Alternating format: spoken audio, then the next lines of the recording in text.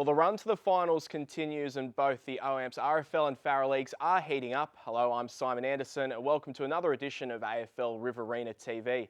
Joining me at the desk to go through the fixtures from both the Farah League and the RFL is Jason McPherson, the Southern New South Wales AFL manager. Jace, thanks for joining us. Thanks for having me, mate. Mate, we'll start with the OAMP's RFL. Kulemin up against Wagga Tigers on Sunday afternoon. A massive game at Kindra Park. Kulemin back in front of their home fans.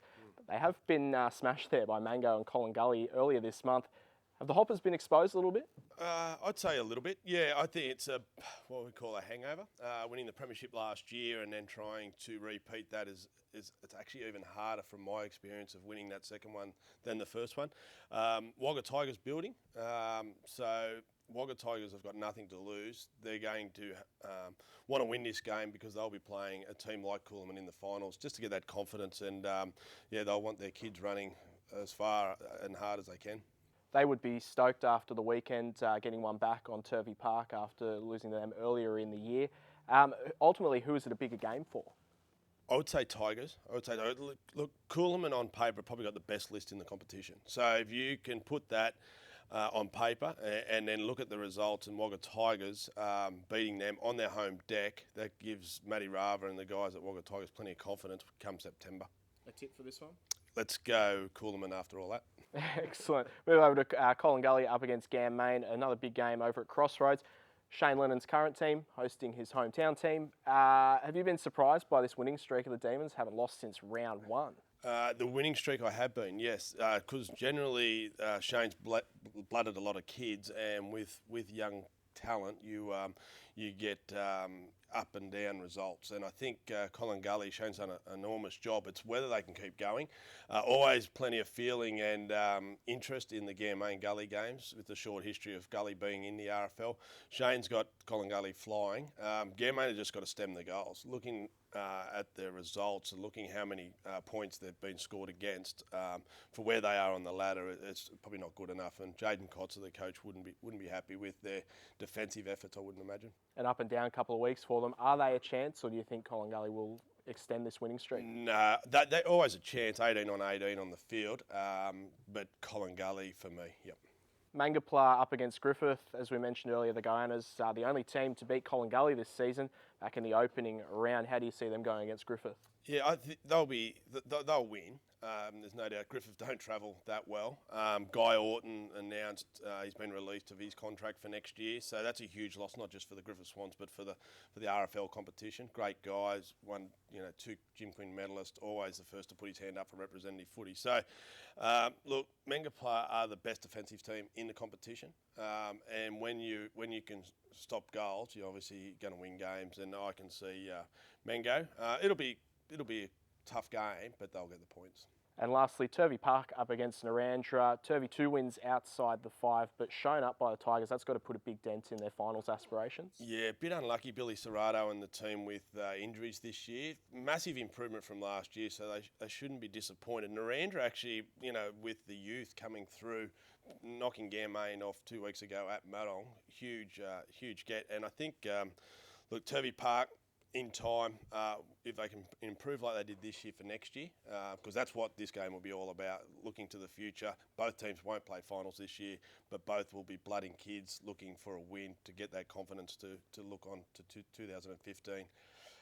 Turvey Park for me, just. We'll move over to the OAMP's Farah League, kicking it off with the match of the round. Temora up against Eastwall. Both of these sides flying at the moment. Absolutely. Temora blocks back from some suspension. Eastwall building nicely. The thing I like about Temora is their depth. Looking at the ladder, they are the best attacking and the best defensive team, and stats don't lie. They're at home.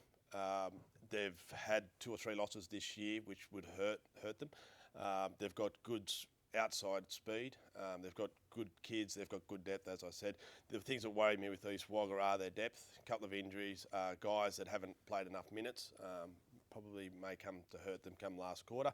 But in saying that, their A-graders are very good. So wouldn't surprise me on an upset, but I'm going to stick with Temora. Do you think that's been behind the consistency this year, is a bit of a lack of depth at the Hawks?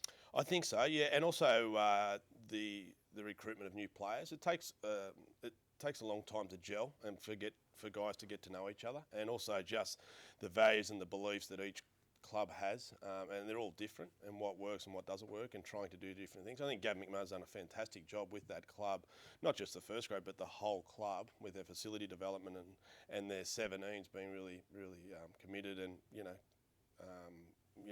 not forfeiting. That's a huge get for that club, where 2 years ago they didn't have 17, so it's very good. The Northern Jets hosting Colin.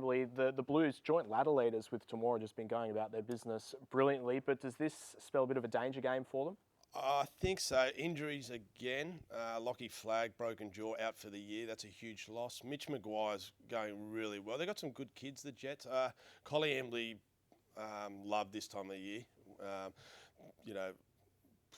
Just probably they're a bit like the Swans. They fly under the radar, being 200 odd kilometres from Wagga, and they've got some very good players. And Mitch Carroll's got them humming at the right time of the year. So, Colin for me.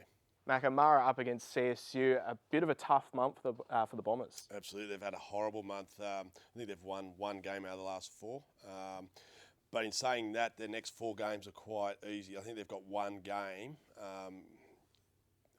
against a team in the top 5. So probably not ideal for Coach Taylor to lead into September, but that'll give them time to regroup, get their injuries right, maybe work harder on the track with their fitness and skills. I think Mara they'll benefit by this for the next month of footy, and they'll be thereabouts come September. Don't worry about that. North Wagga, they copped a bit of a hiding last week by the Hawks coming up against the Rock. A good chance for them to get get a win back on the board. Absolutely, yeah. And the Rock haven't been that bad. Put Colin game to the side. The Rock are thereabouts. Their depth's probably the loss of players over the off season. But look, I think North Wagga have improved. Probably haven't improved as much as the East Waggas of the world, but have improved. But I can see North Wagga winning this in a very close one. Macca, thanks for joining us. We'll leave you with a look at the Grain Corp Player of the Year standings in both the RFL and the Farrer League.